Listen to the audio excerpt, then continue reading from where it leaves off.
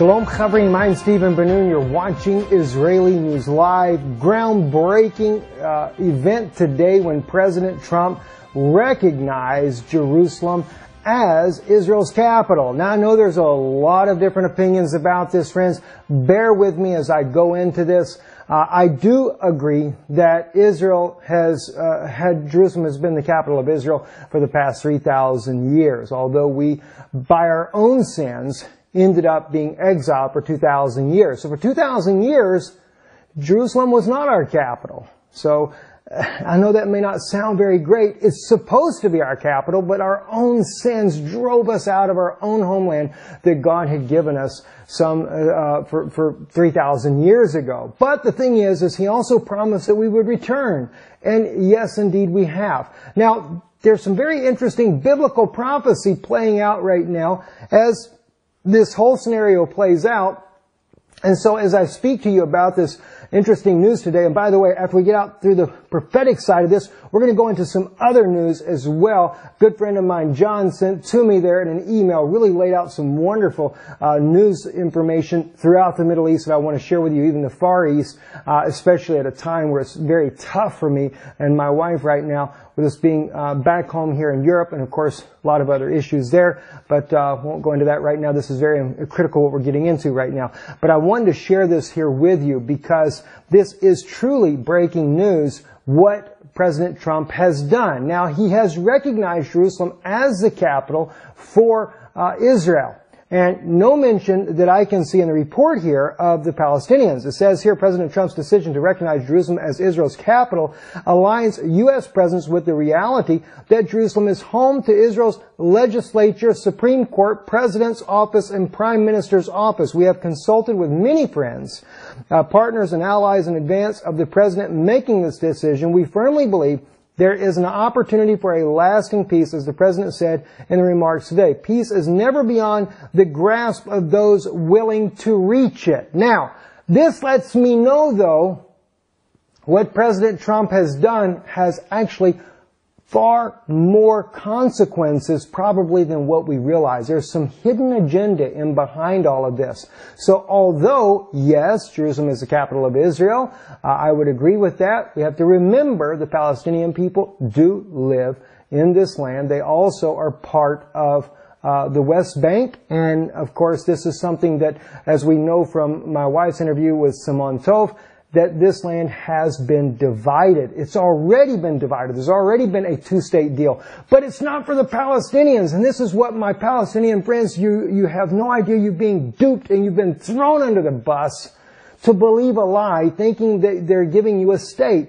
This all goes back to when the 1946 UN Resolution 181, where they declared the dividing of the land. There would be a West Bank.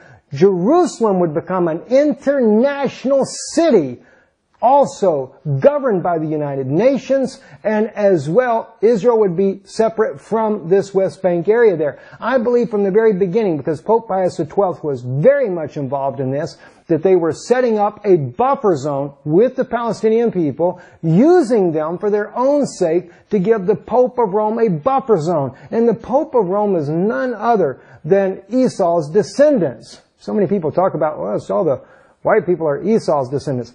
It doesn't even make sense. Come on, guys. Let's use a little common sense here. Biblical prophecy has been fulfilling now for over 70 years, back even further back, because Israel did not become a nation in 1948. She became a nation when the Ottoman Empire permitted the Jews to go and purchase land back in 1858. That's when Israel truly began to become a nation again. The same way that Abraham came in and refused to be given the land, but he purchased the land. He said, far be it that it be said that Abraham was given this land.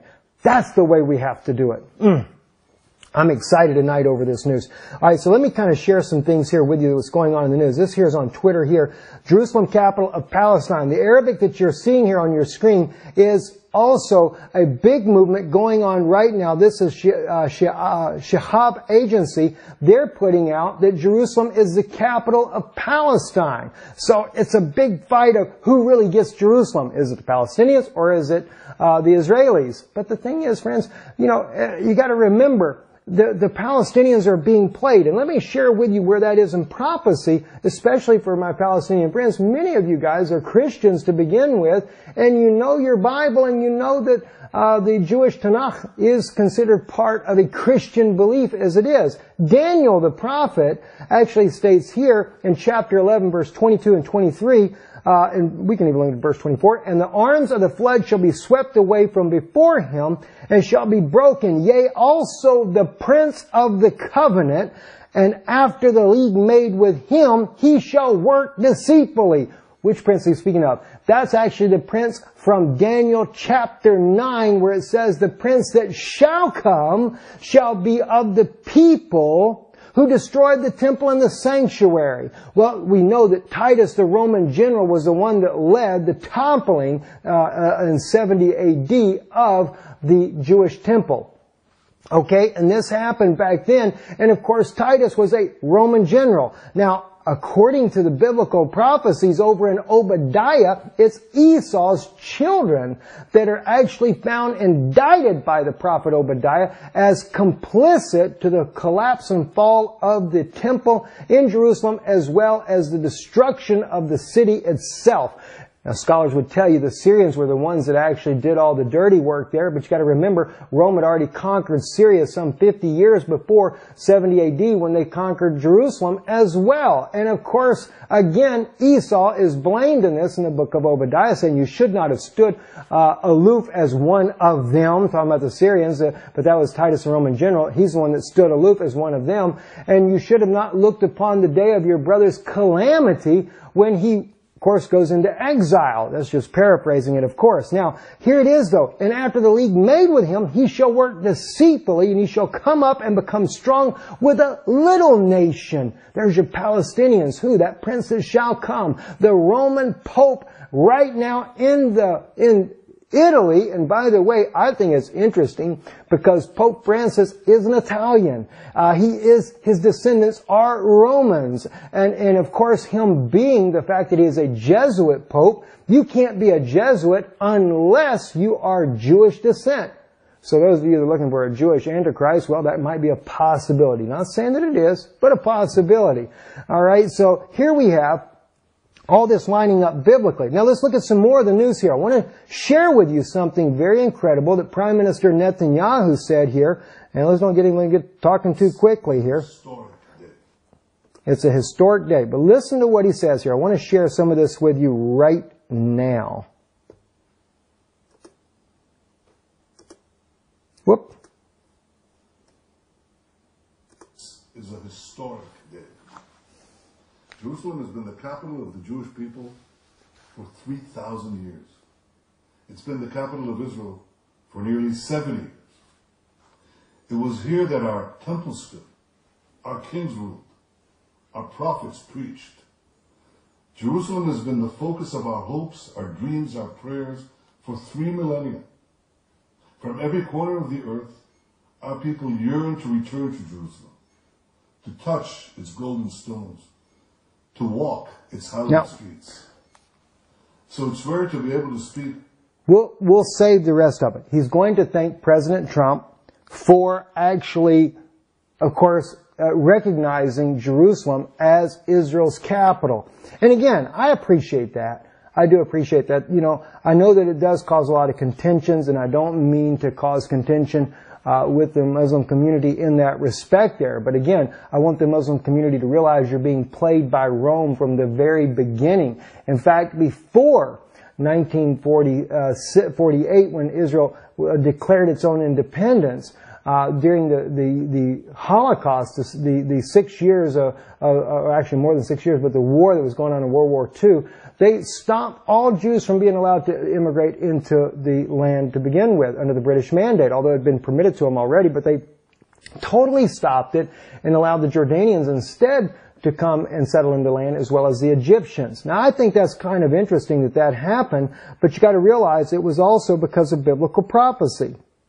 This is exactly why that was happening. Prophecy was being fulfilled at the time because they were getting ready to, as the Bible says in Daniel 11:23, he comes up strong with a little people. So actually, Gentiles is the word that's being used there. And it is the Palestinians. So it is the Romans who come up strong with the Palestinians in order to try to prevent the Jewish people from returning home and also to set up what's about to happen. Now here's something though that really gets me that a lot of people miss. A couple of things I want to share with you here.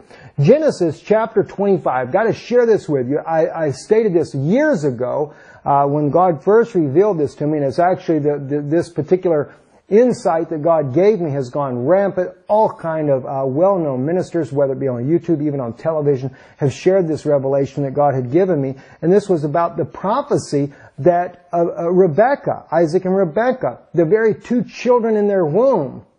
And this was from, again, this is from the book of Genesis chapter 25. Let's just real quick look at this.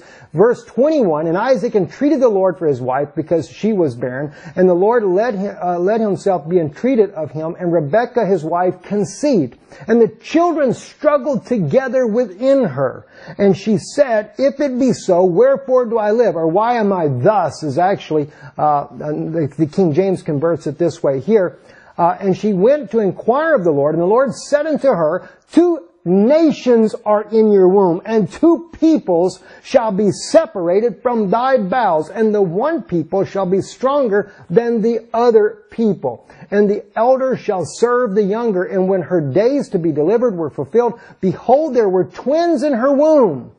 And the first came forth ruddy and all over like a hairy mantle, and they called his name Esau. And after that came forth his brother, and his hand had hold of Esau's heel, and his name was called Jacob, and Isaac was 80 years old when she bore them.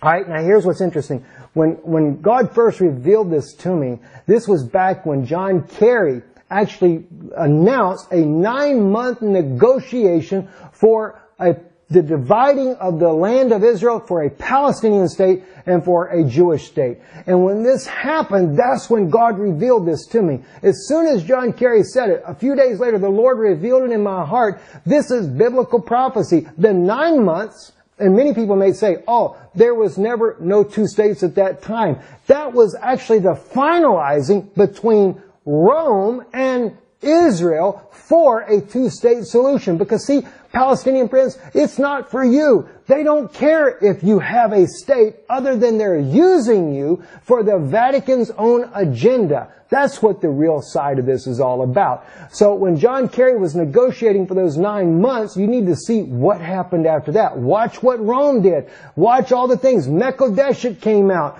This Mekodeshet meaning to espouse or to get engaged. See, they began to unite the monotheistic religions, and that's only Catholicism, Muslims, and of course the Jews. They throw the rest of you Christians under the bus. Forget the Baptists and Methodists and Presbyterians and Pentecostals, etc., etc., etc. You're all thrown under the bus because you're not counted in that group unless you come back to Rome, okay? So, but that's when I began to see the prophecies were being fulfilled. And then Rome, then you saw the Jewish Congress, they began to work with Rome like never before. Why? Because the 2 nations that were in the womb, Esau and Jacob, were 2 nations were going to be born.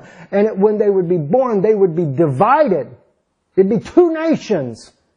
And that's exactly what happened. And this is what's happening today. And remember, there's also a prophecy about Esau and Jacob, and God, or I think it was Jacob's father, told Esau that when you break that yoke from off of your neck, and that was done in modern days.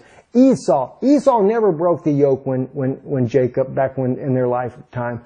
It was broken in modern days. And now Rome is beginning to rule. And now Israel comes. Shimon Peres, like Ahab, brought Jezebel back, the idolatry, back into Israel today.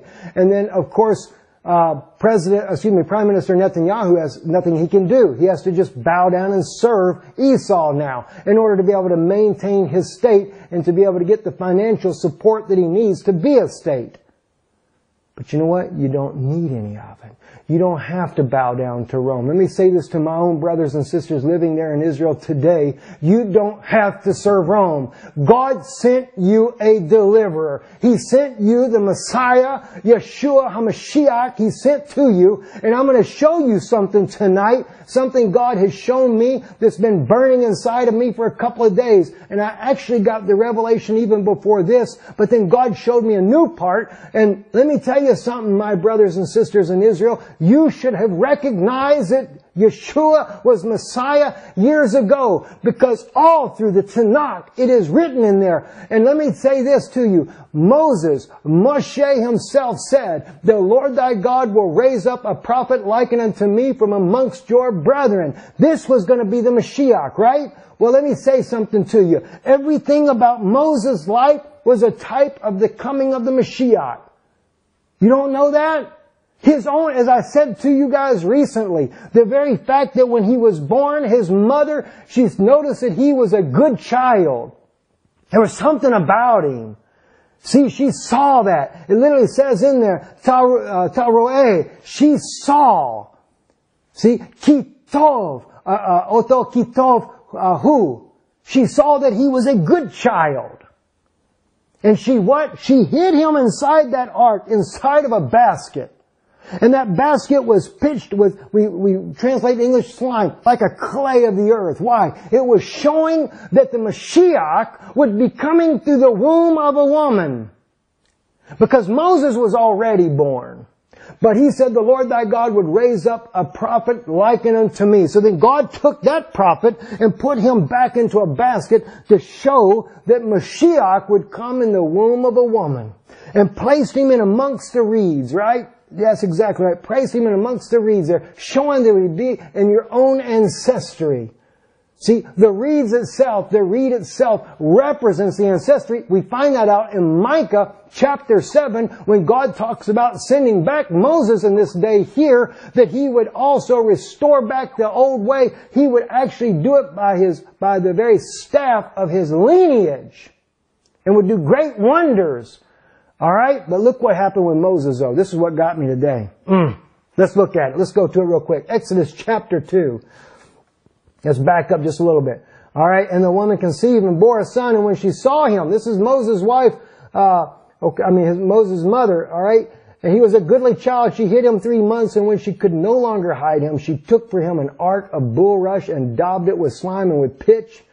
And she put the child therein and laid it in the flags, or the reeds, actually it's besuf, by the river's brink. And his sister stood afar off to know what would be done to him. All right? Now, and hang on one second, friends. I got something. So anyway, maidens walked along the riverside, and she saw the ark among the flags and sent her handmaiden to fetch it. And she opened it and saw it, even the child, and behold, a boy wept. Now this is when Pharaoh's daughter, right, is coming along. She sees this child, sees that he's crying, and she has compassion upon him. All right? This is going to blow you away, friends. I'm telling you it will.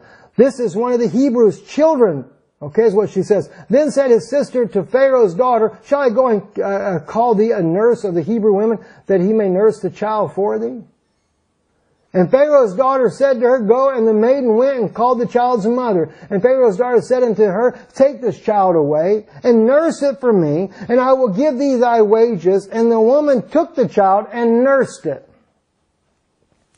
And the child grew, and she brought him unto Pharaoh's daughter, and he became her son, and she called his name Moses, or Moshe, and said, because I drew him out of the water. My gosh. That's the most beautiful thing I've heard in my entire life. Do you realize what is sitting there in that passage? Pharaoh's daughter. She sends Moses away to be weaned by his own mother. nurses him. He's a young boy when he comes back to her. And she calls his name in her tongue, in Arabic, Musa. Because I drew him from the water. Do you not realize that that has so many implications? It is like a midwife drawing the child from the womb. The water. Where is the child? He's in the water of the womb. It shows that the Mashiach, the Messiah, would be drawn from the womb itself. And not only would he be drawn from the womb, but Egypt themselves would take that child and would care for that child and love that child when that child would be in danger. And of course, as a type and a shadow, that Moses was taken from the womb, from the water himself by Egypt, so was Yeshua himself. What happens? We find out in Matthew chapter 2. It says right here, and when they let me back up just to verse 12. And being warned of God in a dream that they should not return to Herod, they departed from there into their own country another way. Talking about as we normally call it, the three wise men that came to Yeshua. Now, I don't know if we actually know the number, but that's what we normally typically say and everything. All right. Now, and by the way, those people are from Syria. I don't know if you knew that or not. And when they were departed, behold, the angel of the Lord appeared to Joseph in a dream, saying, Arise and take the young child and his mother, and flee into Egypt, and be there until I bring thee word, for Herod will seek the young child to destroy him. What was Moses, Pharaoh, his own stepmother doing? She pulled him from the water. Musa, showing that the Messiah in the future would be drawn from the womb of a woman, as it says in Isaiah 9. Behold, let's just go and read it. We're not going to lose it now. We're going to go right there and we're going to read it now. All right, and I'm going to get my Jewish brethren that like to try to judge about this. We're going to clear it up right now today. We're going to look at this together now. All right, so we go to Isaiah 9 and I believe verse 6 here. All right, actually I got the scriptures mixed up. Isaiah 9, it wasn't Isaiah 9. I was trying to remember Isaiah chapter 7. We're going to go to verse 14, but let's back up just a little bit. And the Lord spoke again unto Ahaz, saying, Ask thee a sign of the Lord thy God. Ask it either in depth or in the height above. But Ahaz said, I will not ask, neither will I try the Lord. And he said, Hear ye now, O house of David. It is a small thing for you to weary men, that you will weary my God also.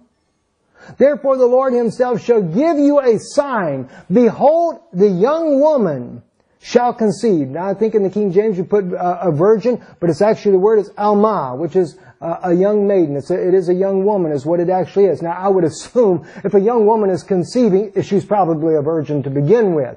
All right, but that's debated by the Jewish scholars. But nonetheless, behold, the young woman shall conceive and bear a son, and shall call his name Emmanuel. All right, think about it. And so, with the story of Moses, he's drawn from the water. And God with us, Emmanuel, is going to be born through the birth of a woman. Plain as day. You can't get around it. You just can't get around it. Moses' very life declares it. And as Yeshua was also born in this fashion, as we saw reading in Matthew chapter 2 there, what happened? His father was warned and had to take the child, and where did they go? Into Egypt. Now, of course, Moses was already in Egypt, but like in the case of Herod, Herod was trying to kill all the children, so was Pharaoh trying to kill all the children then, and of course, a young child, Moses, hid in Pharaoh's house. Yeshua hides in Pharaoh's house until Herod passes away. I am just blown away by it. Blown away by it.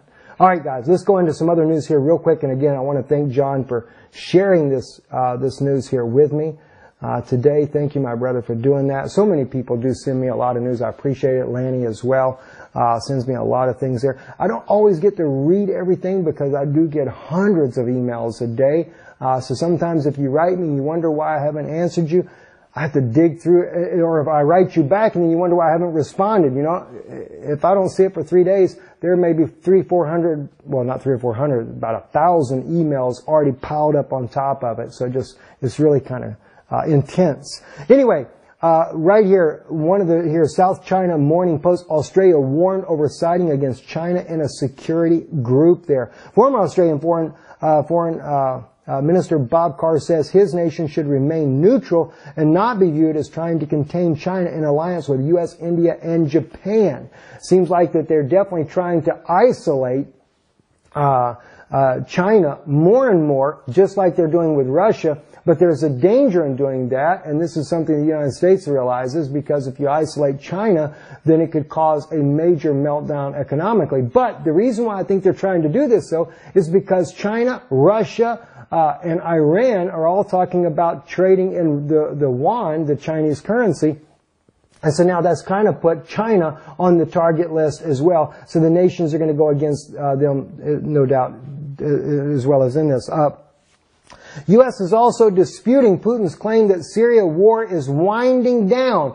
No doubt they dispute it, you know, because the war is actually winding down. But I guess that's a kind of a subtle threat to let you know we're going to gear it back up again. The Syrian conflict is likely to drag on and could reignite into full-scale civil war as long as President Bashar al-Assad remains in power, despite efforts by Russia to paint the conflict as winding down, according to the White House officials. That's a flat-out threat. I mean, if anybody don't see this, that's why I say it isn't over, friends. And I really want to say something. I appreciate it. I made this comment about Obama possibly coming back into power. I know, as you guys wrote me in the comments, that technically he cannot come back to run a third term. But if you notice, what I was saying in my analysis of what's happening right now, how they're trying to get Trump out of office, and they want to impeach him. And I definitely do not want to see Trump impeached. Believe me, I do not want to see him impeached. But the point is that I see, and when I say I don't want to see him impeached, I'm not saying that Trump is some kind of savior for the world, but clearly he's probably a heck of a lot better than the other options that we were to have. But the issue is here.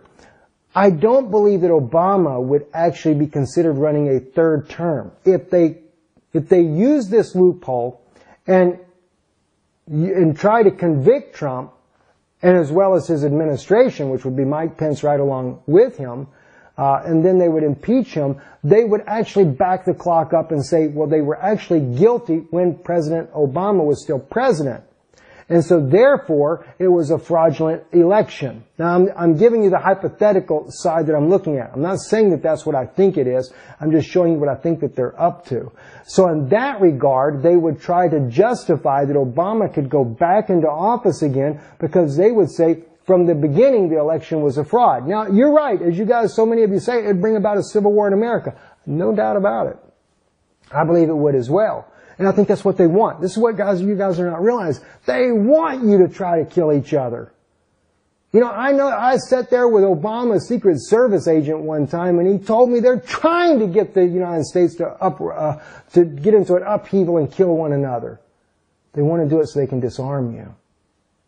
That's what they want to do it for. But again, I think that this may be a scenario that's going to play out. And as some of you mentioned as well, Nathan's prophecy there, that he would be the Gog that would lead the Gog of Magog war. Well, I don't know if he's Gog or not, but one thing is for sure, I do believe that if he comes back into power, he definitely would join in with the nations against Israel and no doubt come against them. So there's still a possibility, and again, not prophesying that. All I can say is it looks very odd and peculiar, especially with what Obama is doing on the world stage as well. Also, U.S. military to stay in Syria as long as we need to, says the Pentagon.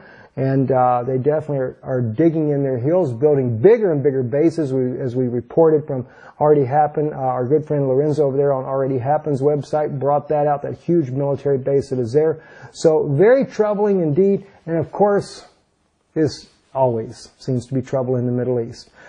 But somewhere along the way, I believe the Lord will return. And of course, guys, let me say something to you, my Jewish friends, as well. So many more things I could tell you about that we overlooked when it comes to Yeshua being the Messiah. So many things. I'll have to go into more detail later. Check out our channel, Danoon Institute for Biblical Teachings there. I was actually going to do just a teaching on this and put that over there, but it's so much happening in the news, I just had to share it here with everybody. We might run this video over there as well. There's a lot of people there that don't come to Israeli News Live, but we love you guys. God bless you. Thank you. Thank you for those of you that are supporting this work we do. We can't do it without you, so we do want to thank you. And if you'd like to be a part of this work, visit our website, IsraeliNewsLive.org.